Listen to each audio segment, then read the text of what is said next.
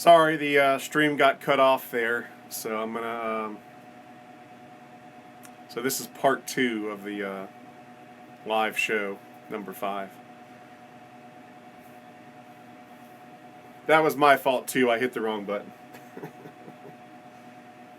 So let me wait a minute for everybody to get back online, and then we'll continue.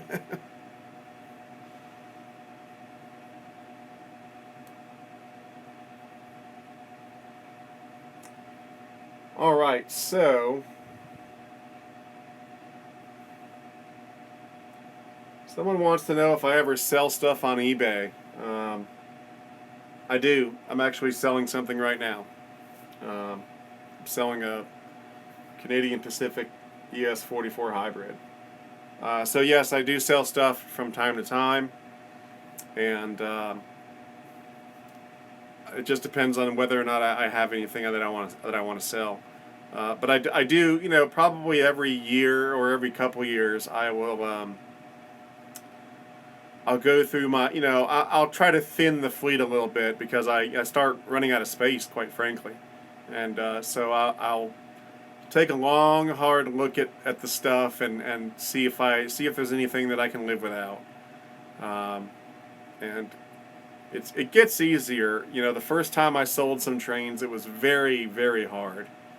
And then the next time it was a little bit easier. And it's still hard, but once I actually sell it, I find that I don't really miss it. I don't, even something that I thought I would miss, I don't. And the reason I don't is because there's always new stuff coming in.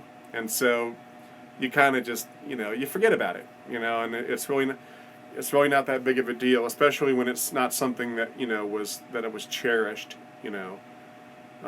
Now, of course, there are some things that I wouldn't sell, period, or at least I wouldn't sell unless I was in some sort of a dire situation. But there's a lot of stuff that like I said, every couple of years I sort of do a self audit, and I look at my stuff, and I think, are there a few engines that I could get away with, that I could, get along without, that I wouldn't cry too much if they were gone. So right now I'm selling one of my Vision Line Canadian Pacific hybrids because I have 2 of them. They're exactly the same, and I'm going to York, so it'll be nice to have some extra cash up at York. So I decided it was time to sell it. And am I going to miss it when it's gone? No, because I have another one. So that's why I decided to sell it. I'm also thinking about selling my MTH Penske S1, and I like it. It's a great engine.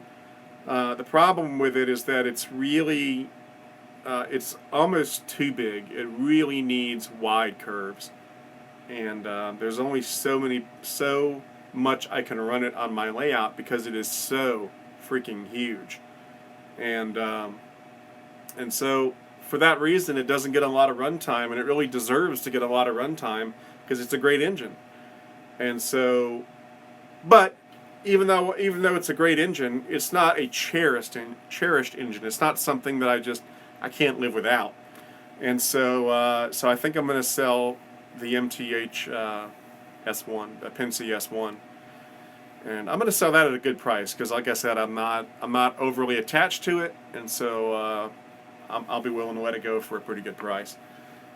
And then after that, there's nothing else that I'm going to be selling right now, but it always changes. It just depends on where I'm at, in the collecting timeline as to whether or not I want to let something go. But yes, long story short, I do sell stuff on eBay. I need to keep these answers brief because I start talking and going off, and so. Someone wants to know how I make a repair cradle for my engines. Let me show you what they're talking about.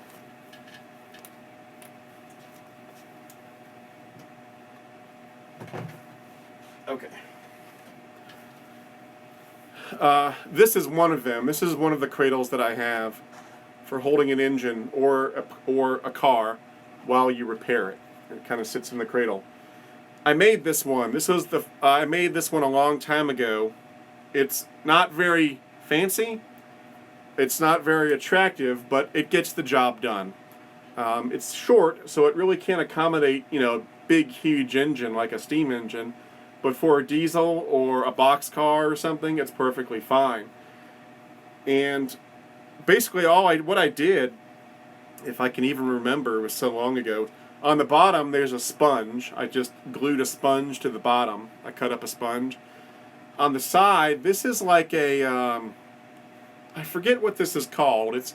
I want to say it's like a chamois or something for waxing your car or something like that, and it's kind of got this fur texture to it. Kind of feels like a wool, not wool, but like sheep fur or something like that, like a furry animal. And so I cut it up and I glued it to the sides, and there's a sort of a makeshift cradle, and it works. It's okay. But like I said, it's not very big and it's not very fancy. Years later, I got this thing. It's just kind of getting tattered. This is much better. This is something I bought, ready-made, and for the life of me, I can't remember who makes this. It's on the tip of my tongue. I can't remember. But if you look in the O-Gauge magazine, if you look in the advertisements in O-Gauge magazine, you'll see these. Or if you just do a Google search for O-Scale engine cradle, you will find someone who sells these. It's nice because you can put the engine in this slot, and then right here you can put screws and small parts as you take them out. So it's really nice for that. Now, I don't use it like this by the way it comes. What I do is I have a towel that I lay in it like that. And I like that because the towel sort of gives a little more uniformity to it. The foam, if a sharp part of an engine, like a windowsill or something, it can scrape up against the foam and damage the engine or tear the foam. And so what you'll find a lot of people do is they take the cradle and then they put a towel in there. I didn't invent this technique. I stole it from somebody else because everybody does it. I watched Jim Barrett in the Back Shop's videos, and he puts a towel in his cradles for the same reason, because it just provides a more uniform experience for your engine. And that's all there is to it. But there's still the little notch, where is it? Over here, where I can put screws and tools and stuff like that. So it's pretty nice. Now this towel, I like this towel a lot. I used to use a regular bath towel, but I found those weren't very good because parts of the engine would catch on the threads of the towel and pull the threads out, and eventually the towel was really frayed looking. So I switched it with this. This is one of these microfiber towels. I bought these at REI.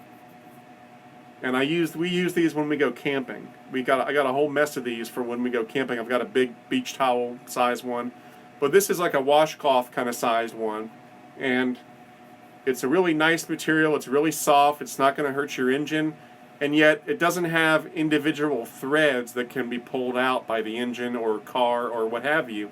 So it's really nice. And again, you can get these cloths at REI. That's where I get them. Although you can probably find them online too. If you go on Amazon and do a search for, microfiber towel, you'll find these. And they don't cost much. They're just a few bucks. I think, one this size is probably $5 or something like that. And it works great. So that's the engine cradle story.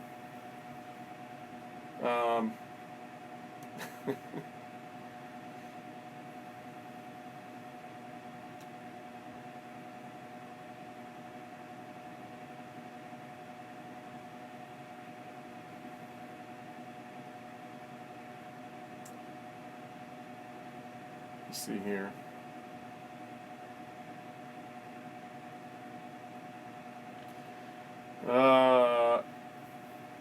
J Shaw Steam 87 says, "Will you ever get any English stuff just for a laugh?"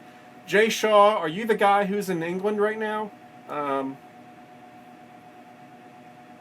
know we have at least one guy that's in England right now. So, Jay Shaw, if you're the guy in England, let me know. But actually, yes, I do. I do have some European stuff, and I would like to get some English trains. Right now, I have French, and I have a little bit of German. But I don't have any English stuff, or I feel weird saying English. I think I should say British. But right now in the layout, I'm running the Orient Express, which is a French engine and then a bunch of passenger cars. MTH has made some British engines in the last few years. I think there's a Duchess or something like that. I can't remember. Let me go look. Let's go look at the catalog.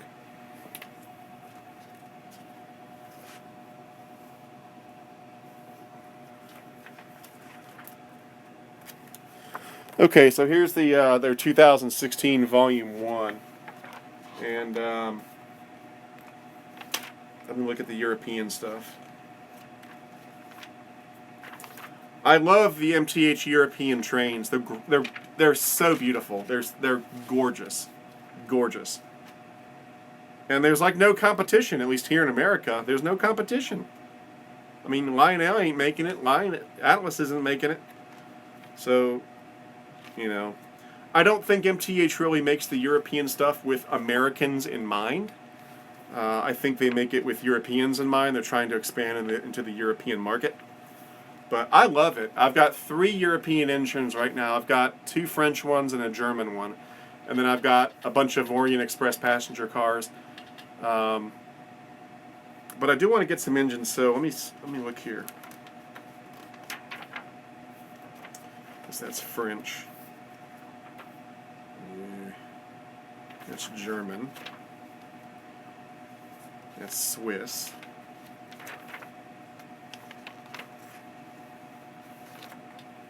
Well, I don't know if this catalog has any, but I know they made a, I think they made like a Duchess or something like that. And correct me if I'm sorry if I'm wrong, but there are a couple English engines that MTH has made, and I do want to get them, or at least one of them. I don't want to get too much European stuff because I don't have a European layout.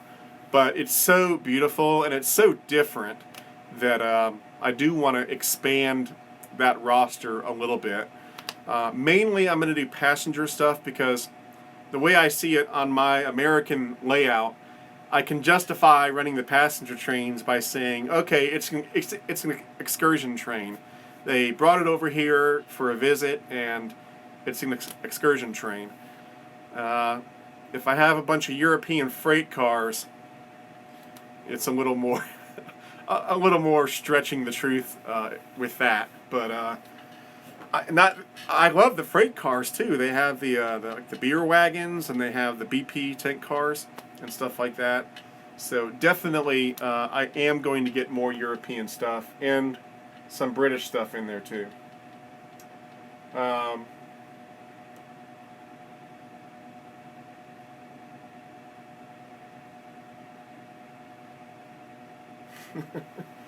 Hank American Engine says, have you ever thought about doing a few videos of actual railroad activities? You know, crane clearing up the derailment, piecing together a freight train, or prepping an engine for excursions. Are you talking about on my layout, like having scenes where they're doing that stuff? Yes. And I certainly will have stuff like that as the layout becomes more complete. I don't have it right now just because I haven't gotten around to it. Those are real detailed things, and I'm zeroing in on stuff like that, but I'm not there quite yet. The thing I'm focusing on right now the most is new buildings on the layout. That is the big push, and that's why I bought the new flats earlier last month, because there's been an absence of buildings on the layout. So it's buildings are the primary focus right now. After buildings, it's people, putting people on the layout. After that, then I'll start working on specific scenes. Well, like railroad workers in the yard working on putting a train together, or people over in the diesel shop prepping an engine for the road.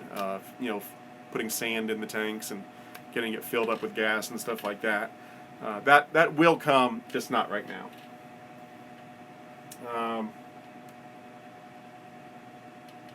I thought MTH did do a Flying Scotsman. Maybe I'm wrong.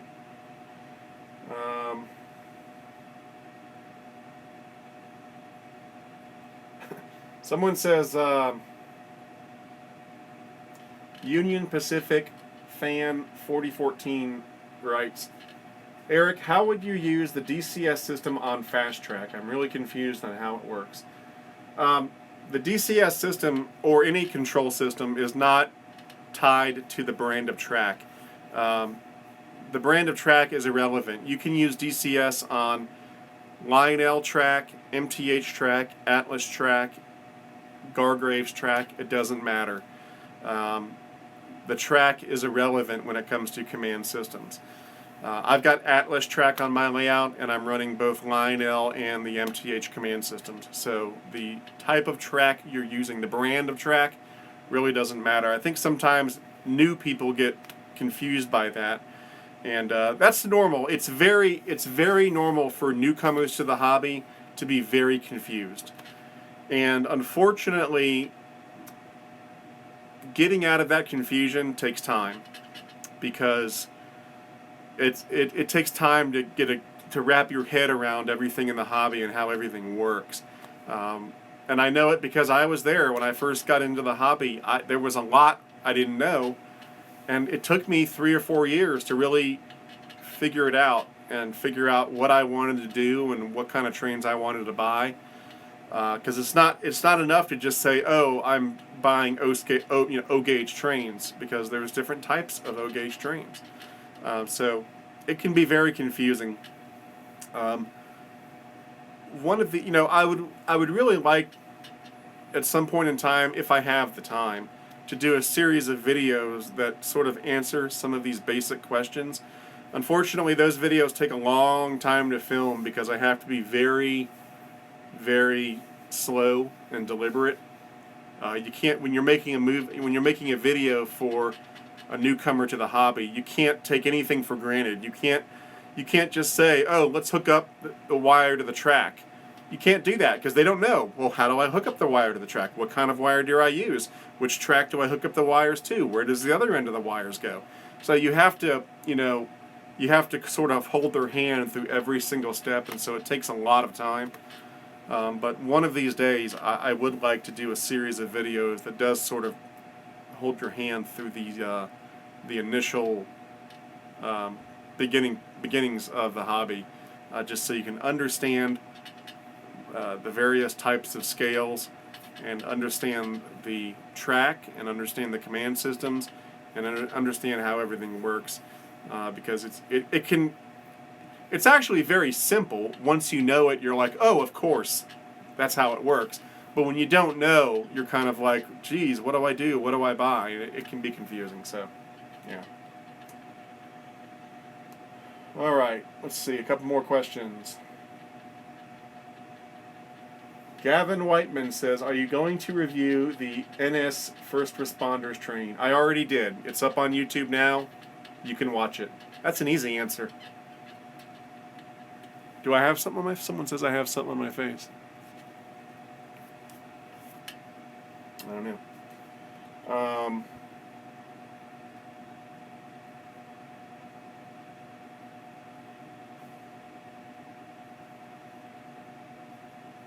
Someone says, how many years have you been in this hobby?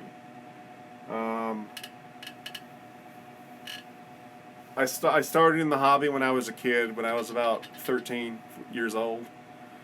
And then, of course, I got out of the hobby because I went to college, and I got a job, and I got married. And then I got back into the hobby around 2004 is when I got back in. So...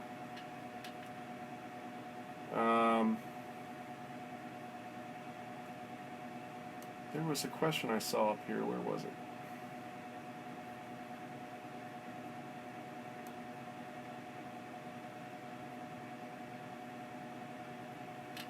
Someone says Amtrak and Southern Pacific says, if you could make an engine that's never been done in O scale, what would it be? Gosh. I don't know. I don't know that I'm qualified to answer that because I'm not an expert on the history of every single locomotive ever made. I'll tell you what I would like to see more engines from the 1800s. I don't know the actual names of the engines and stuff like that, but I would like to see a little more stuff from the late 1800s. That would be kind of cool. And if they made stuff like that, I'd buy it. Especially if you had some really cool wooden coaches with it, stuff like that. I think that would be cool. They've made some, but they haven't made a ton of it. It's usually very specialized and very expensive.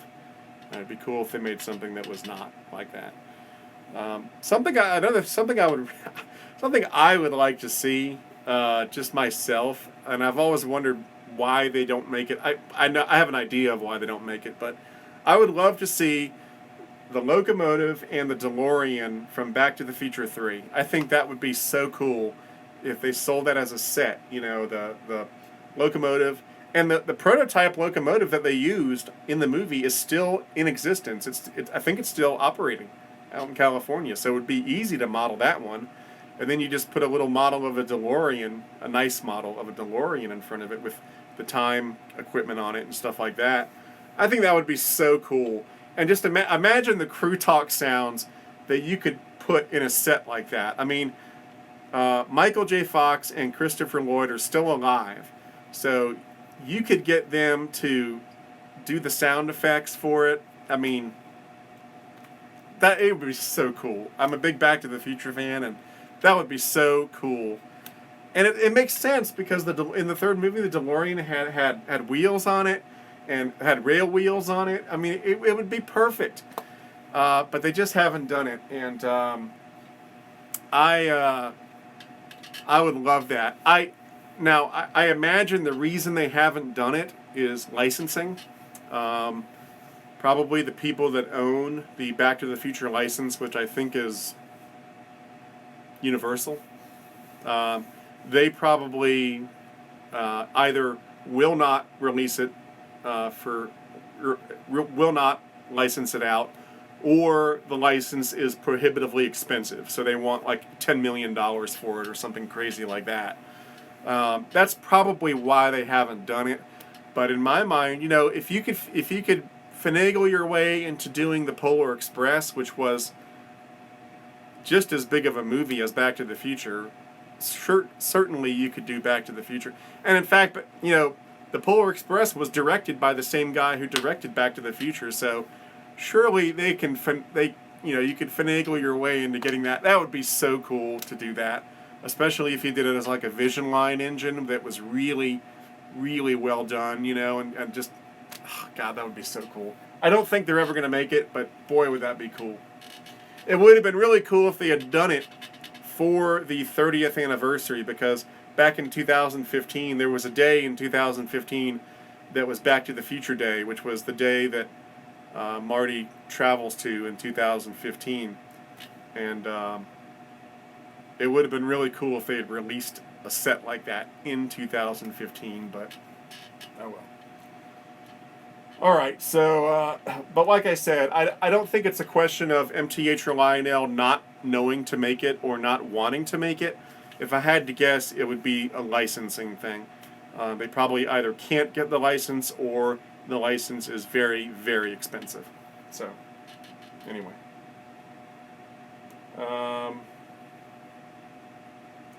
Would you ever buy a Royal Hudson? Yes, I would. I would love to get a Royal Hudson one of these days, and I will. It's on the list. It's not number one on the list, but it's on the list.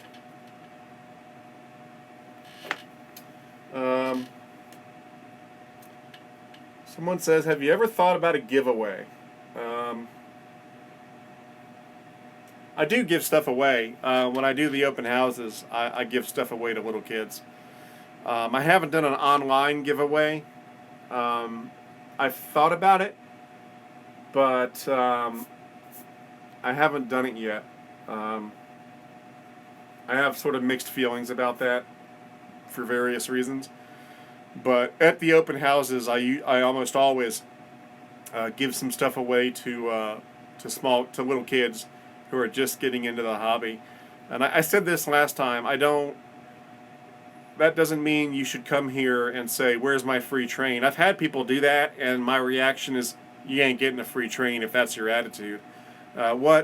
What I do is, it's not that every person through the door gets a train. It's that if I'm doing the open house and I see a little kid, who's really excited and really getting into it, I'll decide on a one-on-one, on a one-off basis, if I should give him something. And usually it's just like, a piece of rolling stock or something like that. It's not like I'm giving away engines. Although a few years ago we did have a giveaway at the open house for a couple of Lionel sets, and we had an Atlas set one year. So it just depends on, in terms of the sets, it depends on what I can get donated. If the local train store or one of the train manufacturers donates something, then I'll give it away. Other than that, the only stuff I give away is small, rolling stock. But yes. Oh, let's see here.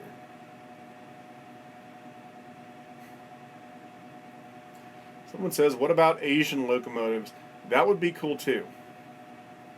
Or if they did a model of like what's that, the TGV or whatever it's called, that'd be cool.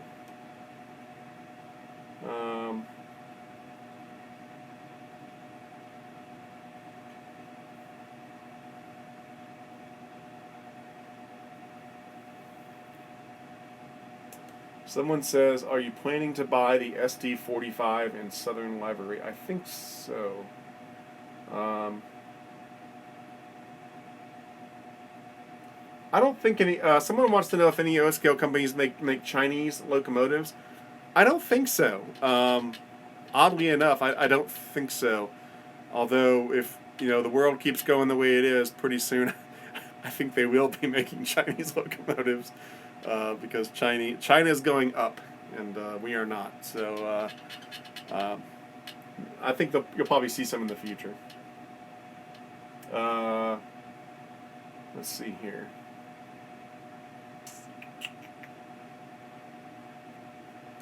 I mean, do you guys want to know what I ordered? Do you want me to tell you what I ordered? I thought that would be boring, but if you guys want to know, let me know. Let's see here.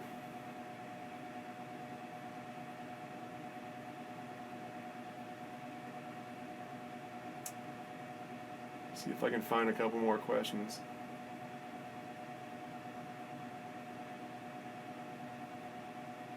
We'll do a couple more questions and then we'll run the trains for a few minutes. I feel I've been talking forever. So.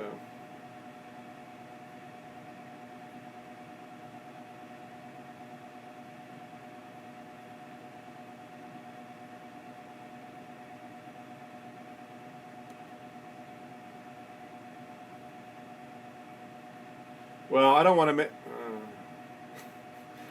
make anybody mad by going over what I ordered. I'll post the list on my Facebook page. So, what time is it? Ooh, it's already 6. Okay, so I guess I'm gonna just wrap things up by running a couple trains. I'm in the process of deciding what to run for the open house, so I don't have every train ready to go. But I will run one of the trains that I'm going to run during the open house, which is the Orient Express, which I've never done during an open house, to my knowledge. I've never run the Orient Express, and I'm going to be running it on the bottom level because it runs better on the bottom level, and the passenger cars run better on the bottom level. So anyway, I'm going to turn the camera around and we'll do that. I got to get some stuff off the layout first, though.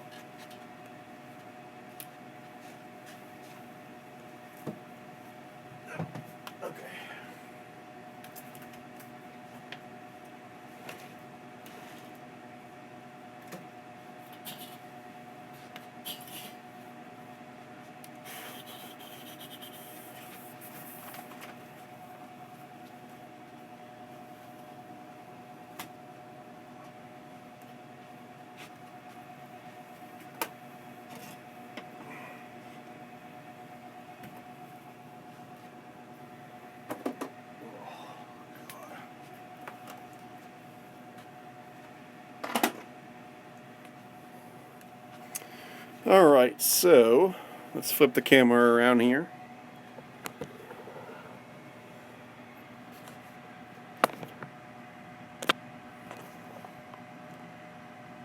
And we'll put the camera right about here.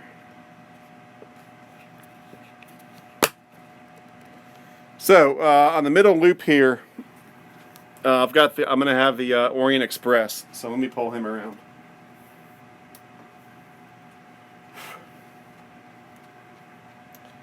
And the engine on the head of the train is a Nord Pacific, I think.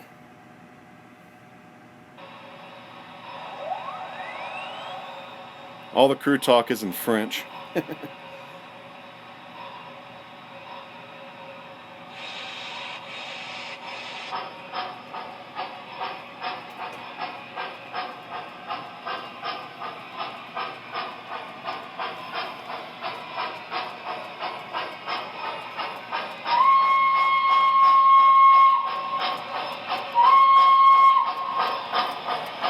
And I just finished putting passengers in all the cars, so they look nice.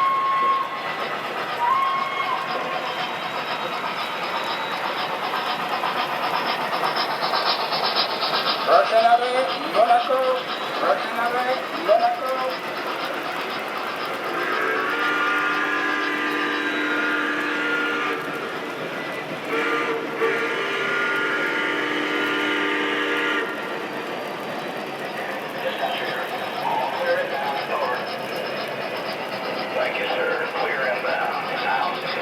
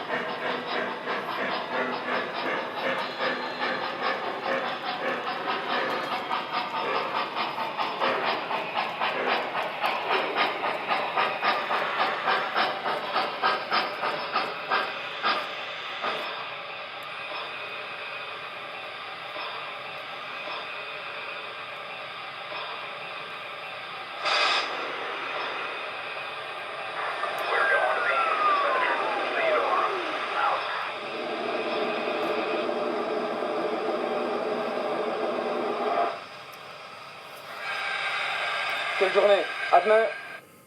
All right, that about wraps it up.